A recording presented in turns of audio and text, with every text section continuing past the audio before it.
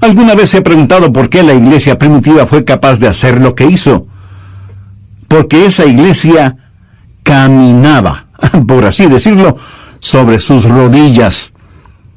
Esa iglesia fue poderosa porque fue poderosa en la oración. Y fue poderosa en la oración porque estaba llena del Espíritu Santo. En Romanos 8 encontramos 7 maneras en que el Espíritu Santo le ayudará en su vida de oración. También veremos la necesidad no solo de ser salvos, sino también de ser llenos del Espíritu Santo. Primero, el Espíritu Santo trabaja en la activación de su voluntad para orar. Veamos Romanos 8, versos del 5 al 7. Porque los que son de la carne, esto hace referencia a nuestra naturaleza adámica, piensan en las cosas de la carne, pero los que son del Espíritu en las cosas del Espíritu. Porque el ocuparse de la carne es muerte, pero el ocuparse del Espíritu es vida y paz. ¿Se pregunta usted a veces por qué no quiere orar? Mire lo que dicen los versículos 7 y 8. Por cuanto los designios de la carne son enemistad contra Dios, porque no se sujetan a la ley de Dios, ni tampoco pueden. Y los que viven según la carne no pueden agradar a Dios. Esta es la razón por la que dije que orar en la carne es fracasar. Orar en el Espíritu es tener éxito. Debemos admitirlo de una buena vez. Muchos de nosotros no oramos simplemente porque no queremos orar. Razonemos un poquito. ¿Acaso no hacemos lo que queremos hacer? Entonces, ¿por qué no queremos orar? Porque a nuestra naturaleza carnal no le gusta orar. Así que cuando no queremos orar, ¿qué nos dice eso? Nos dice que tenemos una mente carnal en vez de tener una mente espiritual. Su mente carnal tiene tanto deseo de orar como un perro puede tener de escuchar ópera. Porque hay algo en nuestra vieja naturaleza que no solo que no quiere orar, sino que siente antipatía hacia la oración. Y necesitamos dejar de tratar de ocultarlo y admitir que esa es la razón cuando no oramos. No queremos orar. Solo el Santo Espíritu de Dios puede activar su voluntad para orar. Pero ¿cómo sucede eso? Veamos Romanos 8:15. Pues no habéis recibido el espíritu de esclavitud para estar otra vez en temor, sino que habéis recibido el espíritu de adopción. El espíritu de adopción es el Espíritu Santo que nos pone en el cuerpo de Cristo. Y cuando recibimos el espíritu de adopción, Dios viene a ser nuestro Padre. ¿Qué sucede entonces? Por el cual clamamos, Abba, Padre. Y le adoramos y le glorificamos. Cuando usted está lleno del Espíritu Santo, ese Espíritu en usted reconoce que Dios es su Padre. Y es natural para una persona llena del Espíritu Santo el decir, Abba, Padre, adorándole y alabándole. Ahora veamos Gálatas 4:6. Pablo dice, y por cuanto sois hijos, Dios envió a vuestros corazones el Espíritu de su Hijo, el cual clama, Abba, Padre. ¿Le gustaba a Jesús orar? Pues claro que sí. Era natural para Jesús el orar, por supuesto. ¿Quién es el Espíritu Santo? Es el Espíritu del Hijo de Dios.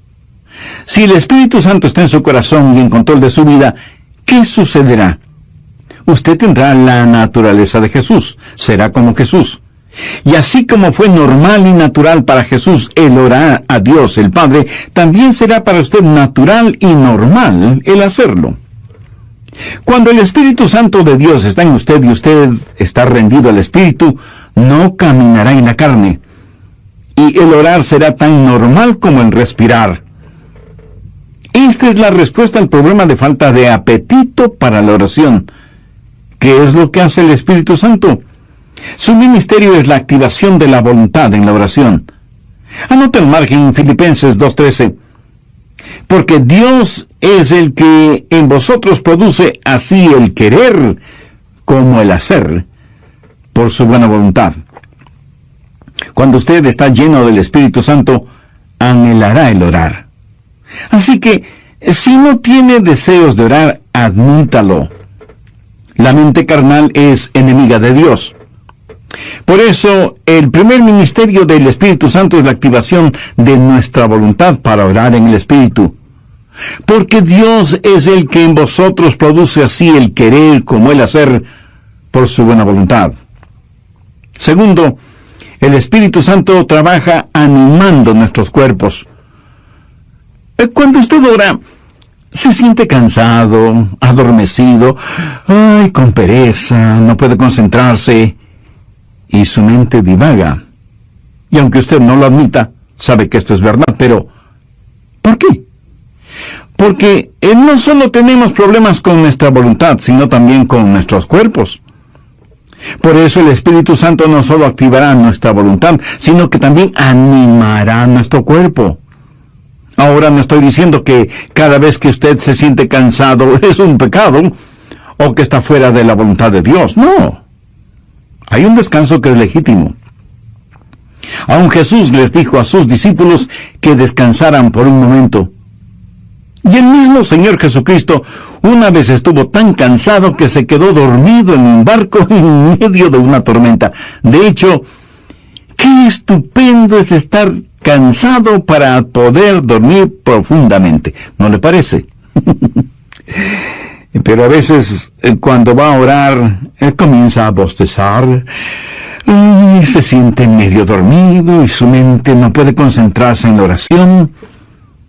De pronto en la televisión usted ve que su equipo favorito está jugando y como por arte de magia, usted está totalmente despierto y alerta. ¿Dónde entonces está el problema? Su problema no es físico. Es el diablo que, utilizando el cuerpo suyo, lo mantiene alejado de la oración. Recuerda lo que pasó en el jardín de Getsemaní. Mateo 26, los versos 40 y 41. Jesús había pedido a sus discípulos que velaran y oraran. La Biblia dice, vino luego a sus discípulos y los halló durmiendo. Y dijo a Pedro, ¿así que no habéis podido velar conmigo una hora? Velad y orad, para que no entréis en tentación. El espíritu a la verdad está dispuesto, pero la carne es débil. Entonces, ¿qué es lo que usted necesita? Necesita ayuda. Es el Santo Espíritu de Dios que está dispuesto a ayudarle a orar en esos momentos y lo hará refrescando, poniendo vigor en su cuerpo. Romanos 8, versos 10 y 11. Pero si Cristo está en vosotros, el cuerpo en verdad está muerto a causa del pecado, mas el Espíritu vive a causa de la justicia. ¿Qué significa esto? Significa que usted ha sido crucificado con Cristo y debido a su pecado, ese pecado fue llevado a la cruz. Jesús no solo se dio por usted, sino que se dio a usted. Cuando Jesús se dio por usted, el cuerpo es muerto a causa del pecado, pero cuando Jesús se dio a usted, el Espíritu es vida debido a la justicia. Mire lo que dice el verso 11. Y si el Espíritu de aquel que levantó de los muertos a Jesús mora en vosotros, el que levantó de los muertos a Cristo Jesús vivificará también vuestros cuerpos mortales por su Espíritu que mora en vosotros. Vivificará vuestros cuerpos mortales, o sea, le dará vitalidad, energía, poder. Usted tendrá la energía y el poder para hacer la voluntad de Dios. Cuando el Espíritu está dispuesto y la carne es débil, cuando usted se rinde al Espíritu Santo de Dios, Él vivificará vuestros cuerpos mortales. Evidentemente Jesús no esperaba que Pedro, Santiago y Juan se durmieran en el jardín de Getsemaní. Pero la razón por la que ellos se durmieron es que estaban en la carne y no en el Espíritu.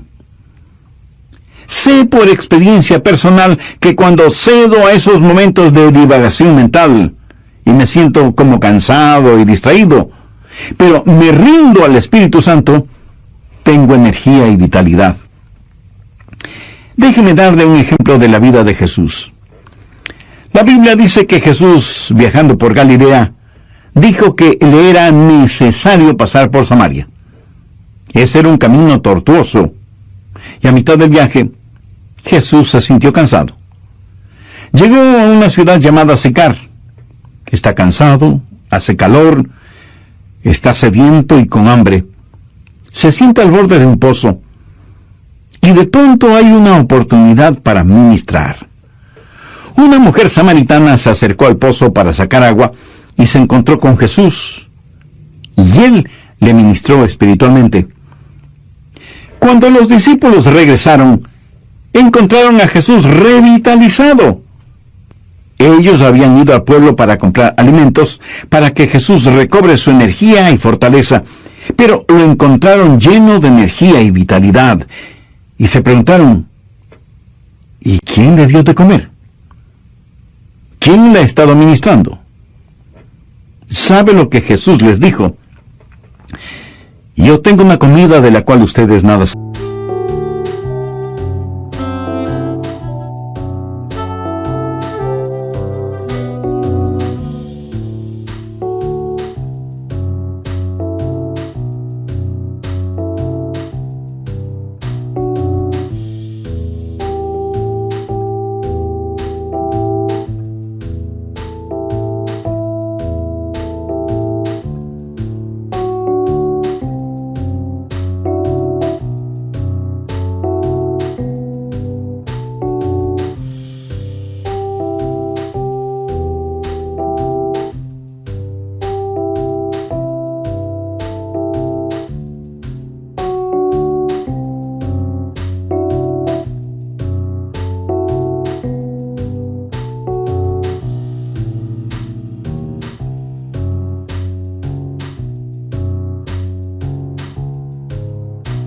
¿Saben qué había sucedido? El Santo Espíritu de Dios había revitalizado el cuerpo del Señor Jesucristo, y el Santo Espíritu de Dios pondrá energía en su cuerpo y lo refrescará y le ayudará. ¿Cómo? Bien, Romanos 8:26. Y de igual manera el Espíritu nos ayuda en nuestra debilidad. Amigo, usted tiene que aceptar y confesar su debilidad. No lo niegue, porque eso es algo que no se puede negar. Bueno, sí se puede negar, pero no se debe negar. Usted me dice, pastor, mi debilidad es un inconveniente. No, no lo es. Es más bien una oportunidad. ¿Qué es lo que Dios le dijo al apóstol Pablo en 2 de Corintios 12:9? Bástate mi gracia, porque mi poder se perfecciona, ¿en dónde? En la debilidad. ¿Lo ve? Nuestro problema muchas veces no es que somos débiles, sino que no somos lo suficientemente débiles todavía. Nunca hemos dicho en forma final, Señor, no lo puedo hacer. No tengo lo que se necesita para hacerlo. Y seguimos luchando. Pero cuando llegamos al final de nuestras fuerzas y nos apropiamos de su fortaleza, entonces usted entenderá cómo Él no solo activará su voluntad, sino que también animará su cuerpo. Verán, el plan de Dios es librarnos de nuestra autosuficiencia a fin de que nos entreguemos a su suficiencia. Por eso Él nos hace perpetuamente débiles para que podamos ser perpetuamente fuertes. La palabra ayuda en este verso 26 es una palabra muy interesante en el idioma griego. Puede significar el sostener algo. Por ejemplo, es usado cuando Marta le dijo a Jesús, refiriéndose a su hermana María, Jesús, ¿podrías decirle que venga a la cocina y me ayude? María esperaba que su hermana fuera a la cocina y le ayudara con las ollas y los sartenes y cucharas y cuchillos. Pero esta palabra también significa en vez de. Y esa es la forma en que el Espíritu Santo nos ayuda, junto con y en lugar de. Ahora, esto no es contradicción, aunque parecería serlo. Cuando usted está orando en el Espíritu, ¿quién está orando? ¿Usted o el Espíritu Santo de Dios en usted? La respuesta es sí. El Santo Espíritu de Dios está orando en lugar suyo, en vez de usted. pero está orando juntamente con usted. Usted no puede hacerlo sin Él. Él no lo hará sin usted. ¡Qué compañerismo y qué privilegio el orar con el Espíritu Santo! El Espíritu Santo de Dios quiere pensar a través de nuestras mentes, quiere hablar por medio de nuestros labios, quiere ver utilizados nuestros ojos, quiere gemir a través de nuestro espíritu. Es el Espíritu Santo en el espíritu humano, junto con y en lugar de. ¿Tiene el Santo Espíritu de Dios en usted? Para tenerlo es necesario que usted haya recibido a Jesucristo en su corazón como su Salvador y Señor, porque Jesús prometió que daría, enviaría y sellaría con su Santo Espíritu a quienes, arrepintiéndose de sus pecados y aceptando el sacrificio de Jesucristo en la cruz del Calvario, lo reconocen como Salvador y Señor de sus vidas, y les dan la bienvenida para que Él habite y controle sus vidas. Usted puede hacer esa decisión en este mismo momento, orando la siguiente sencilla oración. Dios eterno, sé que hace mucho tiempo no he conversado contigo y que mi vida de oración es deplorable. Perdóname y ayúdame por medio de tu Santo Espíritu para que yo pueda aprender a orar en el Espíritu. Señor Jesús, perdona mis pecados, límpiame, sáname, sálvame. Agradezco tu sacrificio en la cruz, derramando tu preciosa sangre para pagar por mis pecados y darme vida eterna. Y porque tú moriste por mí, yo quiero vivir para siempre por ti. Ayúdame a vivir conforme a los designios de tu voluntad. El Espíritu Santo trabaja animando nuestros cuerpos. Bien, prosigamos con el estudio de hoy. Tercero, el Espíritu Santo nos ayuda en la adaptación de nuestras peticiones. Otro de los problemas es que a veces sencillamente no sabemos orar como debemos orar. Miremos nuevamente lo que dice Romanos 8:26. Y de igual manera el Espíritu nos ayuda en nuestra debilidad, pues ¿qué hemos de pedir como conviene? No lo sabemos. Y eso es muy cierto. A veces sencillamente no sabemos qué pedir. Regresemos brevemente a Romanos 8:14. Porque todos los que son guiados por el Espíritu de Dios, estos son hijos de Dios. Todos tenemos cosas específicas por las cuales orar. Yo sé que debo orar por mi esposa, por nuestros hijos, por nuestros nietos. Sé que debo orar por mis hermanos pastores y por miembros de nuestra iglesia. Eso es parte de mi responsabilidad. Pero hay muchas cosas que no sé si debo orar por ellas o no. Quiero decir, yo no puedo orar por todas las cosas, porque en ese caso mi oración, en vez de ser como un poderoso río, será como un pantano estancado. Para que la oración sea efectiva, debe ser selectiva. Y aun cuando sepamos por qué orar, no sabemos cosas específicas por las cuales orar. Suponga que usted tiene una persona amada que está enferma. ¿Cómo va a orar por esa persona? Señor, sánala. Pero, ¿qué si Dios quiere llevarse a esa persona al cielo? Usted sabe lo que Jesús dijo, oró en Juan 17:24. Padre, aquellos que me has dado, quiero que donde yo estoy también ellos estén conmigo para que vean mi gloria. Nosotros oramos, Dios permite que se queden. Jesús ora, Padre, permite que vengan. ¿Alguna vez usted ha pensado en eso?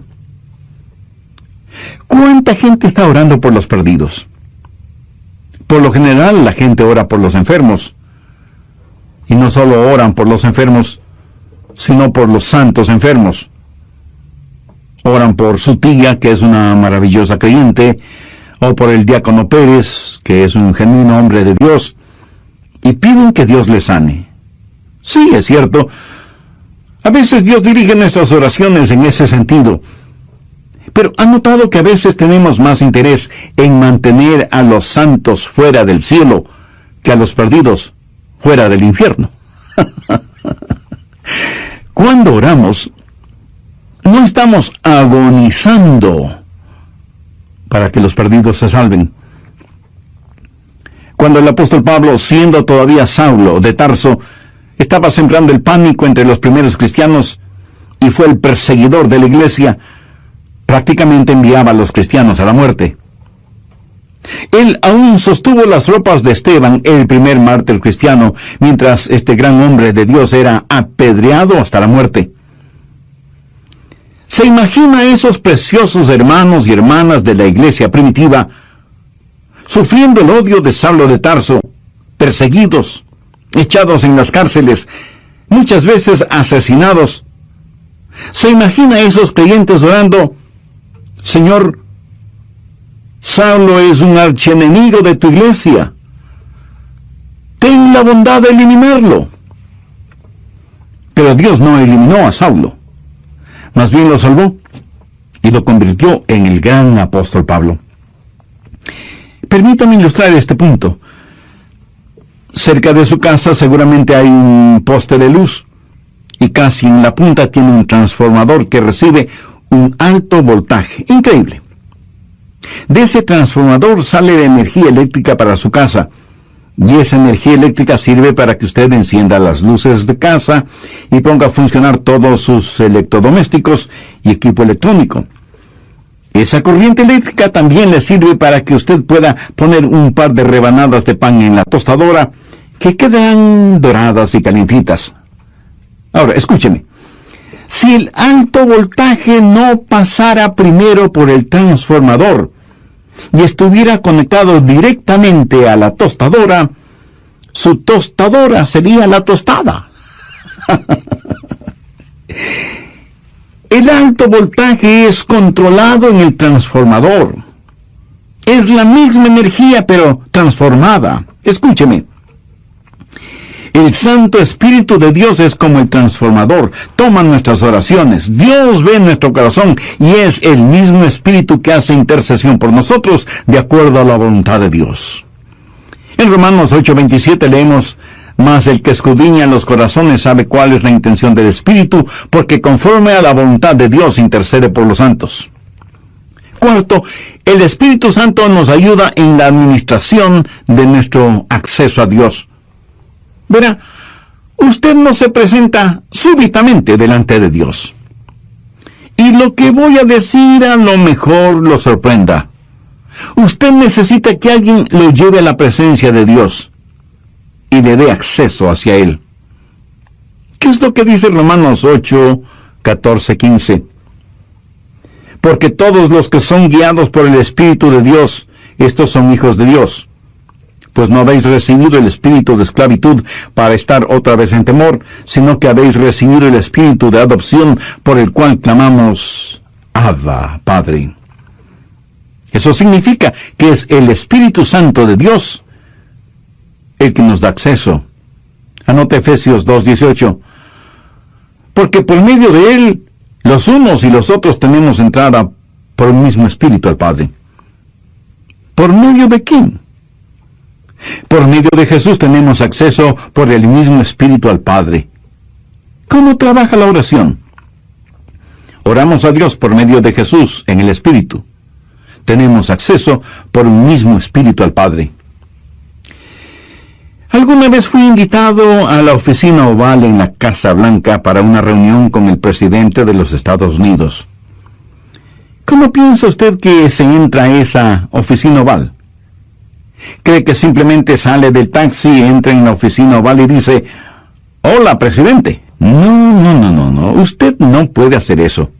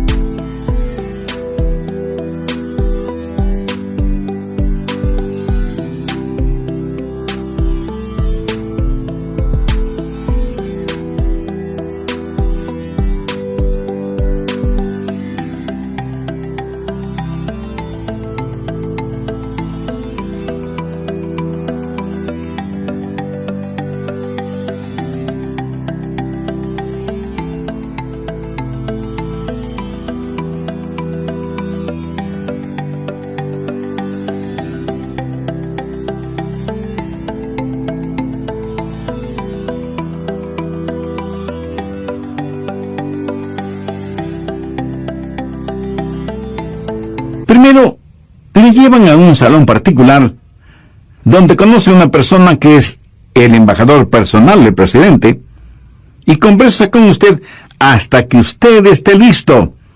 Y entonces le guía hacia la oficina oval. Eso es lo que hace el Espíritu Santo cuando usted llega no a la oficina oval, sino a la oficina celestial. Cuando usted viene frente al trono de la gracia, tiene un Padre a quien orar, tiene un Salvador en nombre de quien orar, y tiene un Espíritu Santo que le ayudará a orar. ¿Alguna vez ha orado sintiendo que ora a Dios, pero no con Dios? Y tiene la sensación de que Dios está a millones de años de distancia. ¿Han escuchado la expresión, mis oraciones no pasan del tumbado? La oración no es simplemente el enviar cohetes de oración al cielo. Es el hablar con un amigo. Dios nos da la invitación real para que oremos, y Dios nos da un palacio y nos trae y nos guía, y tiene una persona de la realeza, el Espíritu Santo, para que nos lleve a su presencia. Quinto, el Espíritu Santo nos ayuda en la articulación de nuestras palabras.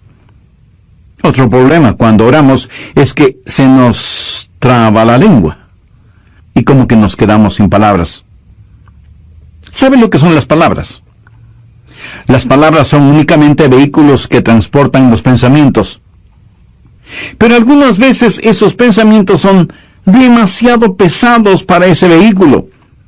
A veces esos pensamientos son tan profundos, tan grandes, tan imponderables, que no sabemos cómo expresarlos con palabras. Es entonces cuando necesitamos estar orando en el Espíritu. Veamos Romanos 8:26, la parte final del versículo. Pero el Espíritu mismo intercede por nosotros con gemidos indecibles. Cuando nuestros pensamientos son tan profundos que no podemos expresarlos con palabras, entonces el Espíritu Santo le dice a Dios lo que nosotros no podemos verbalizar. ¿Sabe usted que hay una manera de orar sin palabras? De acuerdo al versículo que acabamos de leer, ¿quién es el que emite gemidos indecibles? Es el Espíritu Santo fundido con el espíritu humano. La palabra gemido en el original significa dolores de parto. Si alguna vez ha estado cerca de una mujer que está dando a luz, la habrá escuchado dando gemidos de parto. Pero ¿sabe qué es ese gemido? Es un gemido de dolor transfigurado por la esperanza. Y eso es exactamente lo que es la oración, dolor transfigurado en esperanza. Romanos 8:22 dice, porque sabemos que toda la creación gime a una, y aún está con dolores de parto hasta ahora. Ahora, note lo que dice el verso 23. Y no solo ella, sino que también nosotros mismos, que tenemos las primicias del Espíritu, nosotros también gemimos dentro de nosotros mismos, esperando la adopción, la redención de nuestro cuerpo. Nuestros cuerpos aún no han sido redimidos. Nuestra alma ha sido redimida. Nuestro espíritu ha sido redimido. Pero nuestro cuerpo todavía no ha sido redimido. Por lo tanto, vivimos en un mundo lleno de gemidos y de dolores y de enfermedades y de llanto y de muerte. Todo está alrededor nuestro. Y sea usted salvo, no es inmune a esta realidad. No piense que, porque usted es salvo, no habrá dolor ni sufrimiento. En los versos 22 y 23, Pablo dice, porque sabemos que toda la creación gime, y aún está con dolores de parto hasta ahora. Y no solo ella, sino que también nosotros mismos, que tenemos las primicias del Espíritu. Cuando usted ora, el Santo Espíritu de Dios entra en esa agonía. Y así como Jesús lloró en Getsemaní, en sus horas más oscuras y profundas, usted sentirá cómo el Santo Espíritu se junta con su Espíritu en oración silenciosa y con gemidos tan intensos que no pueden ser escuchados. Si usted nunca ha experimentado esto, entonces usted no sabe lo que es en realidad orar. Pero llegará el momento en que lo sepa, cuando no tenga ni la menor idea de qué hacer o de qué decir. Entonces será cuando el Santo Espíritu de Dios se fundirá con su espíritu y le ayudará no solo en la administración del acceso a Dios, sino también en la enunciación de sus deseos. Y Dios sabe lo que significa eso, aun cuando usted no diga una sola palabra. ¿No es eso maravilloso? Sexto, la declaración de nuestra confianza viene del Espíritu Santo. Romanos 8, versos 26 y 27. Y de igual manera el Espíritu Santo nos ayuda en nuestra debilidad, pues ¿qué hemos de pedir como conviene? No lo sabemos. Pero el Espíritu mismo intercede por nosotros con gemidos indecibles. Mas el que escudriña los corazones sabe cuál es la intención del Espíritu, porque conforme a la voluntad de Dios intercede por los santos. Y en el versículo 28 está la respuesta a la tácita pregunta: ¿cuál es la voluntad de Dios? Y sabemos que a los que aman a Dios, todas las cosas les ayudan a bien. Esto es, a los que conforme a su propósito son llamados. Y surge de inmediato la pregunta: ¿cuál es el propósito de Dios? Y el versículo 29 tiene la respuesta: para que seamos hechos conforme a la semejanza de su Hijo. Pero a veces usted ora y gime y llora y suplica y nada sucede. Y usted dice: le oré a Dios y no escuchó mi oración. Amigo, sí la escuchó. Recuerde que todas las cosas obran para bien. Literalmente significa que Dios está haciendo todas las cosas para el bienestar suyo. Pero escúcheme con atención. El plan de Dios para usted no es primordialmente el hacerle saludable, millonario y feliz. El plan de Dios para usted es santificarle y hacerle a la semejanza de su Hijo Jesucristo. Dios sí escucha nuestras oraciones. Y usted puede pedir cierta cosa, pero Dios le da otra diferente, que le ayudará a usted a hacer más y más a la semejanza del Señor Jesucristo. Amigo, de eso se trata todo. La oración no convierte a Dios en una especie de mensajero celestial que está esperando recibir sus órdenes para complacer sus deseos y caprichos. De ninguna manera. La oración es el plan de Dios para hacerle a usted a la semejanza de su Hijo. Una vez tuve una tremenda carga de oración, la más pesada que he tenido. Llegué al punto no solo de pedirle a Dios, sino de gritarle a Dios. No por falta de respeto, sino más bien motivado por la desesperación. No en forma desafiante, sino angustiada. Le dije: Señor, ¿dónde estás que no me escuchas? ¿Sabe lo que Dios hizo? Claramente escuché su voz en mi mente cuando me dijo: Adrián, he escuchado tu oración. Me ocuparé del asunto. No me dijo cómo. Solamente me dijo que no me preocupara, que Él se encargaría de todo. Ese es el significado de Romanos 8:28. Y sabemos que a los que aman a Dios todas las cosas les ayudan a bien. Esto es, a los que conforme a su propósito son llamados. Esa es una declaración de nuestra confianza. Séptimo, cuando oramos en el Espíritu, hay una amplificación de nuestra victoria. Permítame que le diga un secreto. Al diablo no le gusta que usted ore. Miremos lo que dice Romanos 8, 31 y 32. ¿Qué pues diremos a esto? Si Dios es por nosotros, ¿quién contra nosotros? El que no escatimó ni a su propio Hijo, sino que lo entregó por todos nosotros, ¿cómo no nos dará también con Él todas las cosas? El diablo hará no solamente lo posible, sino hasta lo imposible para impedir que usted ore. Cuando ora, tenga la seguridad que sentirá el ataque de Satanás. Toda la artillería del infierno está en su contra cuando ora. ¿Por qué? Creo que el diablo les dice a sus demonios: muchachos, vamos a evitar como sea que y aquí él dirá su nombre, Juan, Rosa, Pedro, María, o como usted se llame, se concentra en la oración. Si él o ella no pueden orar, les venceremos siempre. Pero si logran orar, ellos nos vencerán siempre. Amigos, Satanás está en su contra, es su enemigo, pero si Dios es por nosotros, ¿quién contra nosotros? Por eso usted no puede orar en la carne, porque si lo hace así será presa fácil de Satanás. Pero cuando ora en el Espíritu, si Dios está con usted, ¿quién puede estar en su contra? Escúcheme. Si usted todavía no es un creyente en el Señor Jesucristo, este momento puede ser